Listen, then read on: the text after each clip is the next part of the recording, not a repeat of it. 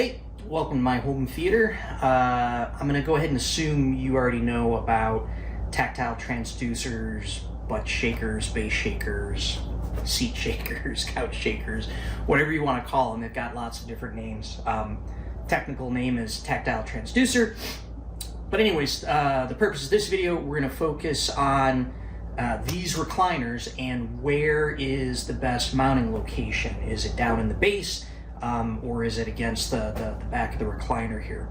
So quick backstory, I bought these Seatcraft recliners and they came with the Sound Shaker brand transducers mounted into the base. And then you had to pay extra to get the amplifier in order to actually use them. And then the amplifier kind of sits loose underneath. And when the recliners moved, it ended up getting underneath some of the moving parts and the kids squished it and destroyed it. So I had to fix it, which instead of going in and trying to replace the amplifier receiver, I wanted to upgrade the tactile transducers in there, so I went with these Aura Sound AST2B04, I think they are, but they're a much better piece of equipment. So I replaced in all four of these chairs. I took the Sound Shaker out, put this in, got it all wired up, and I basically just put this in the same place in the original factory mounted position of that, which is down in the base of the frame. But now I saw somebody else that mounted them like to the back of the chair down at the base, so I'll show you. So while I have an extra one of these, which I'll do another video on for my couch project, I'm gonna hook it up to the back of the seat and then flip between the two and see which has the better feel and which mounting position works better. So, all right, here we go. Okay, so flipped it up so I can get to everything easier. Of course, puppy dog's got to check out where the popcorn. I'm sure there's plenty of popcorn pieces and smells. So anyways, this is the factory mounted position, which this is the base shaker down there. So it's mounted to this piece of wood, which is mounted to the metal frames, which, you know, theoretically should, and it does, shake the whole thing. But what I'm wondering is, instead of it being there, if we mounted it here. Now, it's bigger than this, so I'll have to put a board on there and mount it to the board. And then the next problem is, when it is mounted there, this won't really cover up as well. I mean, it'll cover up a little bit. Some will be showing.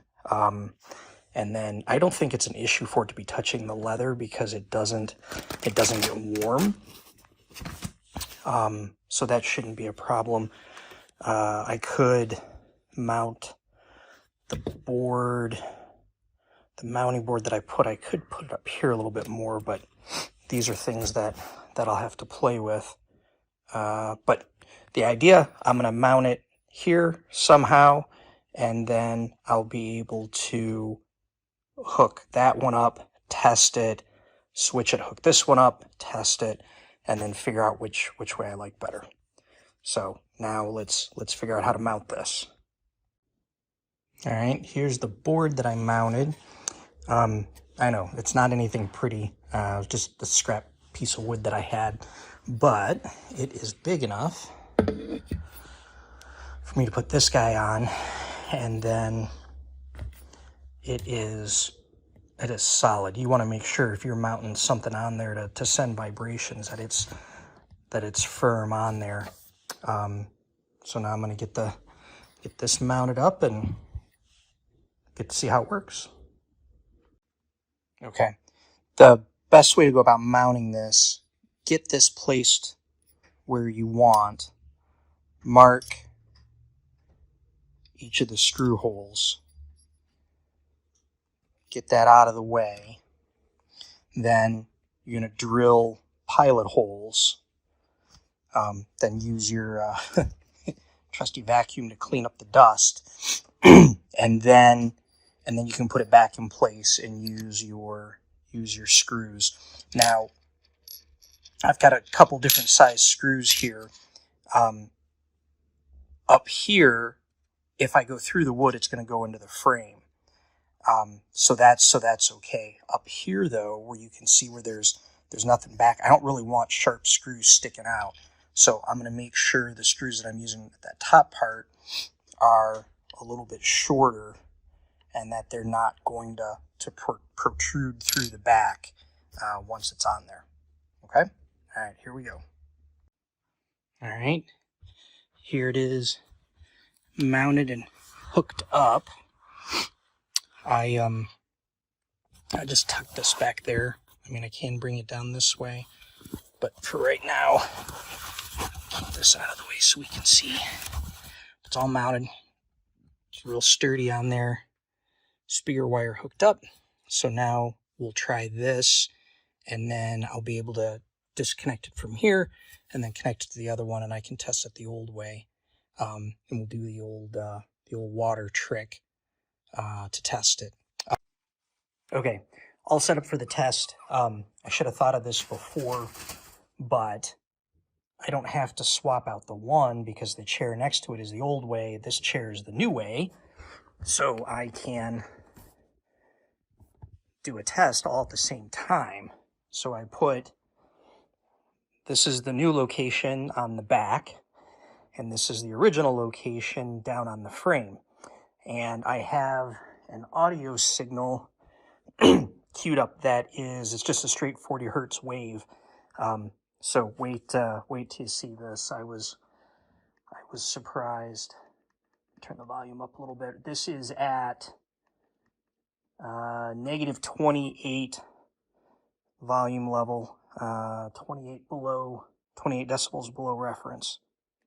I don't know if you can hear the bass or not, but you can see how the water moves there compared to over here. It is moving. If you can see just the little ripples, but look at it go over here. So there is a significant difference between those mounting locations. Clear winner over here. So next thing I need to do is I'll have to look at cleaning this up, making it look a little better. Arguably, I don't have to. That flap lays down and it's going to keep it covered, and you know, you're not really going to see it. It's not often that people are back behind the recliners, although I did design this with the thought that, you know, people could walk back through here. But anyways, so now we've got our answer. Mounting it to the back is definitely better. So I'm going to figure out a cleaner way to do it across all four, and there you go. Okay, so that was that was a lot of fun. I assumed it was going to be better being on the back instead of down on the frame. I didn't think it was going to be that significantly different. So yeah, so the back mount, to answer the original question, the back mount is definitely the best. I wrote down some notes to make sure I covered all the things I wanted to say. These chairs, the brand is Seatcraft, the model is Diamante. They come with those sound shakers already built into the frame. A lot of the other Seatcraft theater recliners are the same way. They come with them built in. Now, another thought is, instead of buying the Aura Sound sound shakers and going through the setup that I added on, you could just remount the factory ones. You could take them off and mount them to the back position. You know, you go through all that. But for the same amount of money, it's going to cost you, it was around $400 to get the amplifier, to get the factory installed sound shakers, to get them up and running. For the same amount of money, or even a little bit less, you can get 4 of the Aura Sound tactile transducers, as well as a power supply and an amp, and run it that way. And it's a much better quality than the sound shakers. So I'm gonna do another video where I'm gonna take apart the couch and I'm gonna put those sound shakers in the couch. And in that video, I'll show you the amplifier and the power supply and how to wire it all up. Another option that I have not explored is they do make isolation feet that are like foam or rubber feet pads that go under the feet of the recliners or of your couch, whatever it is that you're trying to shake, and it gives it some wiggle room between it and the floor, so your vibration isn't sent off into the floor. It makes the chair, I guess, a little more capable of shaking. You could try that too. I haven't experimented with those yet. I don't know if I will or not, because I'm really happy with how this is working. Which actually, with as well as this is working, I'm going to have to turn the level down. And I might even play around with, right now I have them wired at 2 ohms, running a 2 ohm load on the power supply and the amp, which is overpowering. I might rewire them to an 8 ohm on each channel, and bring the power down and clean it up a little bit. Yeah, the only other thing the other part of it is another crossover. Right now I have these, the shakers are hooked right up to the same low level signal that my subwoofers are getting. So it's getting the LFE signal plus bass, maybe at 120 down. I don't remember exactly where I tuned the system at. So for right now, it's fun and it's new, so I want all the shaking. But it may get a little old, and I may want to separate the shaking in the chairs to only be the much lower bass frequencies. So that's something that I'll keep in mind, and that you might think about too if you take this on. So there you go. Let me know if this helped you. If you were looking for the same thing, if you liked the video, you know, give me a thumbs up. That helps.